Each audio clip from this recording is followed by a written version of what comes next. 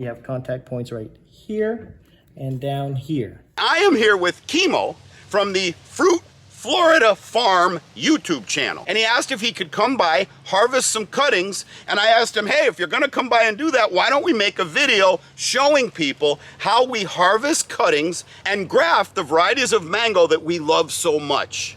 All right, so you can see this budwood here is perfect. Right there, it's about to push out. And this would be a good budwood because it's not too old, but it's nice and green right here.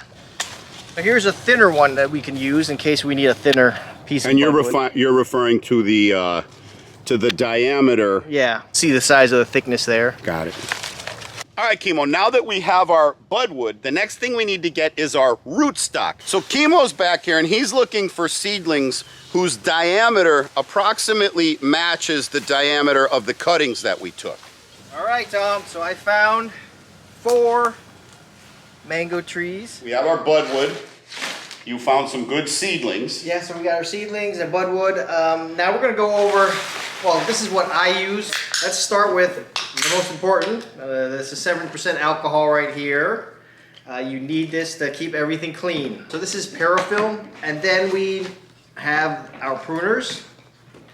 Right here, pruners, just standard pruners. Scissors, you'll need scissors. And what I use to cut is just a simple X-Acto knife, or this is a box cutter. I have a little cup. This is for the alcohol, so I'm going to go ahead and do that now. I'll go ahead and just pour the alcohol into the cup.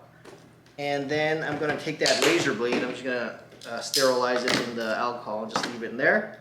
And what I like to use is electric tape. Just basic electric tape from the Home Depot, and I use that to wrap around the graft, and I'll show you that when we do our graft. So now what we're going to do is we're going to start working on our scions. So all the leaves we have on, we're going to take them off.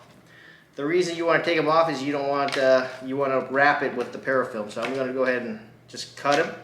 And some of the dirty scions, so this one is pretty dirty, we're going to need to wash that. So I'm going to clean it over the sink. It's a lot easier just to clean it over the sink like this. You just have running water and just use, I prefer to use a scrub, but right now we just have a little napkin. But see how it's nice and clean and green? And that's what we want. We want all that black out. Contrast it with the dark one, just so we can see. Yeah, so let me just look at the difference there. Look at that. That's a big difference. All right, so now I'm going to grab my parafilm right here, and this is where my scissors come in. And I'm just going to cut right down, cut about 8 inches here, and then I'm just going to cut it so it's thin strips. So the parafilm is one side, you peel it, and then you've got your little tape, and then what we do is we wrap it. The reason we wrap this is to keep the scion from drying out, and you don't want it to dry out. If it dries out, it's going to die. And then I just spin it up. And then right when I get to the tip here, I stretch it up like this, and I wrap it over. And then I go the other way around, and I just do 2, like that. And this tries to keep the water out. And then that's it, and I just pull it, tighten it up. And parafilm, it just sticks. It sticks to itself, so it's perfect. All right, so we are done wrapping up our scions, or our budwood. And now we're gonna go and match them up to our rootstock, which is behind us right here. Kimo's examining the rootstock that we got out of my nursery, and he's looking for a place on the tree where the diameters are similar or identical match. I will get my pruners, and I'm just going to dip it in the alcohol real quick, like that. And then we are going to just cut right at the top here, so I have more to work with below that, like that. Look at the top. And it looks good. So this one is a little bigger. The scion is, or the budwood is a little bigger than this, but that's okay. We're gonna go ahead and use it regardless. So my first cut is going to be a whip cut, which is something like this. And it's a nice smooth cut. And then I'm gonna do the same thing here. I'm gonna cut like this. And it's a quick whip.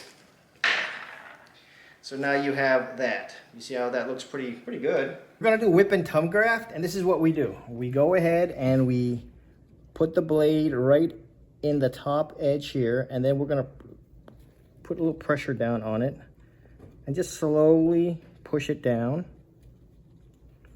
like this, and just enough, right about there is good.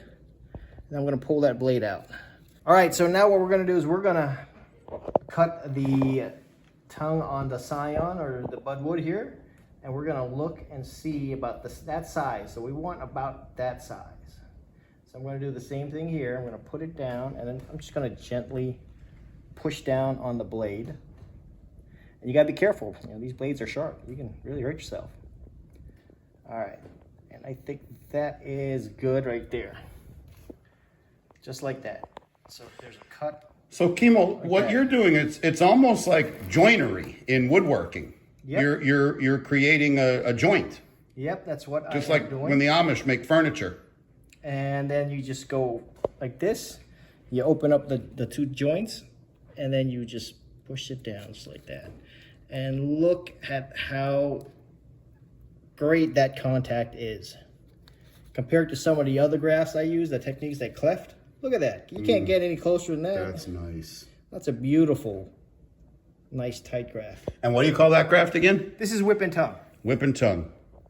Next, I am going to cut these little edges off like this. It's very easy, just like that. Because when we go to use the electric tape to wrap around, you don't want that sticking out like that.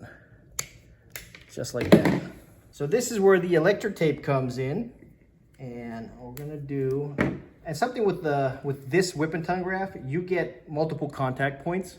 So you have a contact point right there.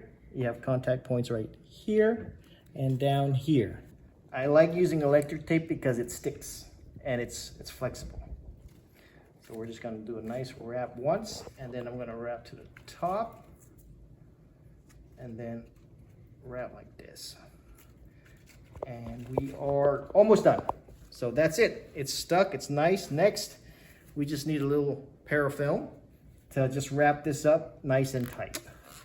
And this keeps the water from getting in there. This is a much tighter seal than the electric tape. Yeah, it's very like malleable or shapeable. Yeah. Yeah. And that is it. So that's good for this graft. This is the mango tree you gave me about a year ago. What variety is it again? This is the Pim Sang Moon. So down here is where I grafted it. So And what below technique did this- you use to graft this? That could have been the whip and tongue. And this is going to disappear. You won't even You won't see be a able scar. to tell. Yeah. I noticed it's very flush. Yeah, It's very flush even on that little seedling that you did. Yep. What did we show these guys today? We showed them how you graft mango trees. Yes, we showed them grafting techniques. Then we went outside and we showed them a successful whip and tongue that you did a couple years Correct. ago. You gave me that Pim Sung Moon Yeah, that was grafted Pim Sung. tree. We explained the reason why we graft. We showed you how to harvest budwood. And then while we were doing that, we enjoyed some mango, some avocado, some delicious bananas, the Monstera deliciosa, and we ended with some jackfruit. We even got some star fruit when we were outside, didn't we? Oh yeah, that was delicious. If you think you might like to try your hand at grafting, go back to the section of this video where Kimo took you through his grafting kit. All that stuff is easily attainable on Amazon.com or at your local garden center, some of it even at Home Depot and Lowe's. And then the fun begins because you're gonna need seedlings, you're gonna need rootstock, which means you have to eat avocados, you have to eat mangoes, you have to eat the fruits you like so that you could get their seeds and plant them. And once those seeds get to a point where the diameter of their little stalks is about equal to the diameter of a pencil or maybe a cigarette, you're ready to graft. But what will they need next? You're gonna need the scions. You're gonna need the cuttings. If you live somewhere where tropical fruit is abundant, bake a tray of cookies, grab a 6-pack of beer, knock on your neighbor's door and ask them if you can go out back and harvest some. But if you live somewhere where you can't get cuttings, you'll have to find them online. And one good place to get them is from me at guacfarm.com. GUACFARM.com. We also sell our fruits out there, mango, avocado. We sell Monstera when it's in season. It's very rare, but we do sell it when it's in season, and some other fruits as well. Kimo, if they want to learn more from you on your YouTube channel, where should they go on YouTube? So I have my own channel. It is Fruit Florida Farm. Kimo, it's Friday, which means where you live, you got to battle some traffic for the next couple hours. Yes. For me, it means high school football, and my kid has a big game tonight. So while Kimo battles traffic and I go to the football game, you guys go to Fruit Florida Farms, and you guys go to guacfarm.com, and we will see you on the next video.